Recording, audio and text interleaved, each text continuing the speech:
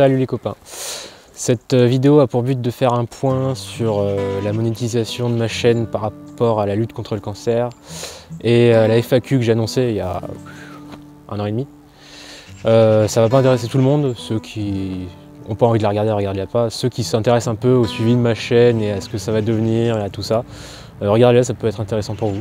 On commence avec le lien de cette chaîne avec la lutte contre le cancer. Donc pour ceux qui le savent, et vous êtes très peu, j'avais activé il y a 1 an et demi la monétisation de mes vidéos. Donc en gros la pub que vous voyez avant mes vidéos rapporte de l'argent à son créateur, donc son créateur c'est moi. J'avais fait une petite vidéo où j'expliquais où allait cet argent. Donc en gros je racontais que cet argent allait être donné à la Ligue contre le cancer ou enfin quelque chose en rapport. Là en l'occurrence c'est la fondation ARC auquel j'ai donné depuis 1 an et demi à peu près 260 € en tout. Mais visiblement très peu d'entre vous sont au courant. Comme vous pouvez le voir en ce moment, les vidéos que j'ai faites à ce propos sont très loin dans les vues, très loin dans les likes. Voilà, ça marche. Enfin, ça vous intéresse pas, je pense, je sais pas.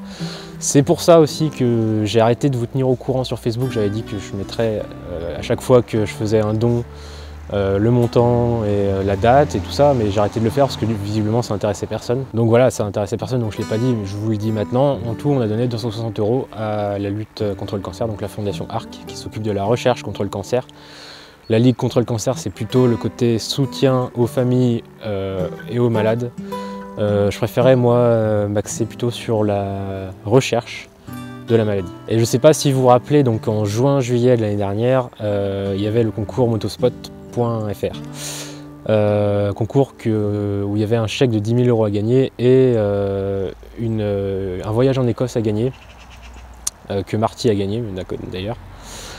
Ce concours, le chèque de 10 000 € a été gagné par un mec qui m'avait contacté en fait sur Facebook pour que je lui fasse de la pub pour que les gens votent pour lui. Bon déjà je participais aussi au concours donc ça me desservait pas forcément, donc je lui ai dit non, voilà, logique. Mais deuxièmement j'ai été un peu déçu par la raison qu'il cherchait à mettre en avant. En gros il venait d'avoir un accident et il avait besoin du chèque de 10 000 € pour aller s'acheter une nouvelle moto. C'est louable hein, comme raison, c'est juste que ça faisait un peu celui qui demande la charité, je sais pas si vous voyez. Ça m'a un peu rappelé, vous savez, les pages Facebook qui utilisent des enfants malades pour récolter de l'argent.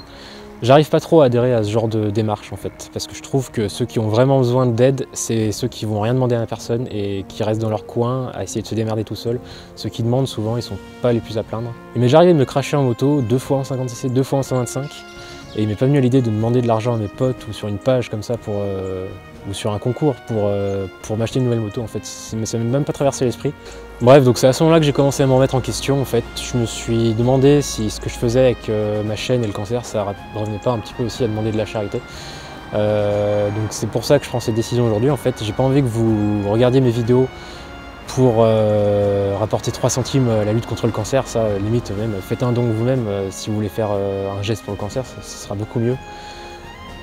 Si vous regardez mes vidéos, je préfère que ce soit pour mon travail, pour ce que je vous propose comme contenu, en gros pour apprécier mes vidéos directement. Donc tout ça pour dire qu'à partir de maintenant, je continuerai à faire des dons, mais ce sera personnel, à titre personnel, pour des raisons personnelles et avec mes revenus personnels. Bien sûr, les revenus qui seront générés par la chaîne, ils participeront indirectement, mais ce ne sera pas lié, entre guillemets, ce ne sera pas l'argent de la chaîne qui va au cancer, ce sera mon argent qui ira au cancer pour mes raisons à moi. J'espère que c'est assez clair pour tout le monde et que ça va pas en décevoir certains. En tout cas, c'est vraiment pour y voir plus clair dans mes motivations. Maintenant, concernant la FAQ, ça fait 1 an et demi que je l'ai annoncé.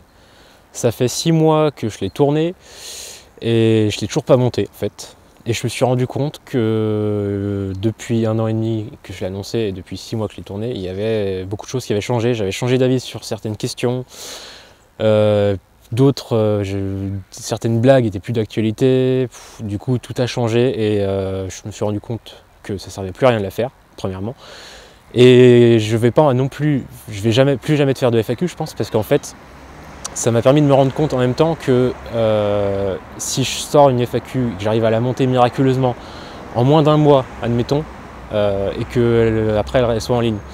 Et je me rends compte qu'au bout de 6 mois, peut-être qu'elle serait en ligne, je changerais totalement encore d'avis et qu'elle n'aurait plus aucun sens, que ça ne servirait plus à rien de la laisser et que ça pourrait induire en erreur ceux qui arriveraient sur la chaîne qui ne connaîtraient pas encore le personnage.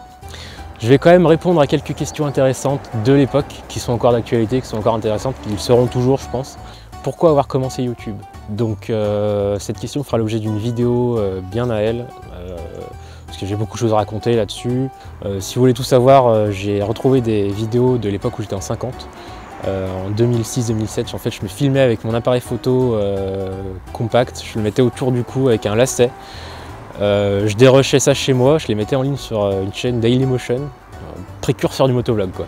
Penses-tu que les commentaires négatifs soient dus à un manque de ta personnalité et si tu pouvais revenir en arrière, est-ce que tu reviendrais en arrière? Donc oui, je pense que les commentaires négatifs sont dus à un manque de connaissance de ma personnalité, ou plutôt de certaines personnes qui pensent connaître la personne, mais en fait qui ne voient que le personnage, ce que je veux montrer. Parce que Xity4Ride, c'est un personnage que je joue, que je fais volontairement rager. Je monte des vidéos volontairement rageuses, je râle pas sur la route comme ça tout le temps, ça vient spontanément, mais les vidéos que je monte, je cherche à leur donner un côté rageux, volontairement. Et il y en a certains qui pensent, je pense, me connaître, me juger par rapport à ma conduite sur mes vidéos. Je trouve ça limite parce qu'ils ont le temps de voir 10 secondes de vidéo, des petits clips de 10 secondes sur des vidéos de 10 minutes, alors que mes vidéos de 10 minutes représentent en réalité 4 mois de trajet quotidien, donc je trouve ça un peu débile. Et ceux qui ont déjà pu me rencontrer en vrai se sont sûrement rendus compte que je suis pas du tout la même personne sur mes vidéos qu'en vrai. Il y en a, par exemple le Motovlog Awards en mai, tout le monde avait peur de venir me parler, alors je comprenais pas pourquoi, mais en fait ils m'ont dit mais en fait t'es sympa en vrai. On dirait pas sur tes vidéos, mais en fait t'es sympa. Oui, je suis un être humain, ça m'arrive, c'est... Voilà, Xity4Ride c'est un personnage, moi je suis un être humain, comme tout le monde. Et donc les commentaires négatifs, ils ont qu'à rester négatifs, moi je changerais rien. Si je devais recommencer, je recommencerais pareil, parce que c'est ce que j'aime faire. J'aime faire des vidéos de rage, j'aime faire des vidéos où je râle, c'est comme ça. Penses-tu que nos vidéos, donc c'est une question de Black Hat, hein, penses-tu que nos vidéos influent sur le comportement de nos viewers? Doit-on montrer l'exemple? Donc oui, je pense que nos vidéos ont un fort impact sur le comportement de ceux qui nous regardent. Je pense même qu'on est à la limite de presque définir la prochaine génération de l'esprit motard. Donc ça a une grande importance. Après, je pense aussi qu'on ne peut pas se promettre d'être parfait, de tout montrer nickel tout le temps, parce qu'on n'est pas tout seul à faire des vidéos, on est un ensemble, et je pense que vaut mieux surveiller que l'ensemble soit globalement pas trop mal, plutôt que de vouloir que lui soit parfait ou lui soit parfait. Donc on n'est pas obligé de se limiter dans nos vidéos non plus à faire vraiment monsieur propre, monsieur propre, monsieur propre. On peut aussi se lâcher un petit peu de temps en temps, faire pas des conneries, mais des petits écarts que tout le monde fait forcément. Donc voilà, on n'est pas obligé de se limiter vraiment à montrer l'exemple. Voilà pour cette petite mise au point. Ça faisait un bout de temps que je voulais la faire celle-ci, mais j'ai beaucoup de projets en ce moment et c'est pas facile de garder le fil. Du coup, je vous dis, restez connectés pour vous tenir au courant des prochains projets qu'il va y avoir. Ça promet, moi je vous dis ça promet. Allez, tchuss. Hey, psst, attends, pars pas. Reste un peu, pars pas comme ça. Déjà, si t'as mis la vidéo, tu peux la montrer à tes amis ou à ta famille. Bon, pas ton grand-père par contre, lui va faire que râler. Et vu que tout le monde est déjà parti, je vais te dire un petit secret. Alors en fait, tu sais, des vidéos, il y en a plein d'autres. Il y en a même à droite qui sont proposées par YouTube, et qui sont pas forcément de moi, mais qui sont trop bien. Va faire un tour, tu verras. Allez, installe-toi, enlève tes chaussures. Je vais te chercher une petite bière. Enfin, un panaché sur ton âge.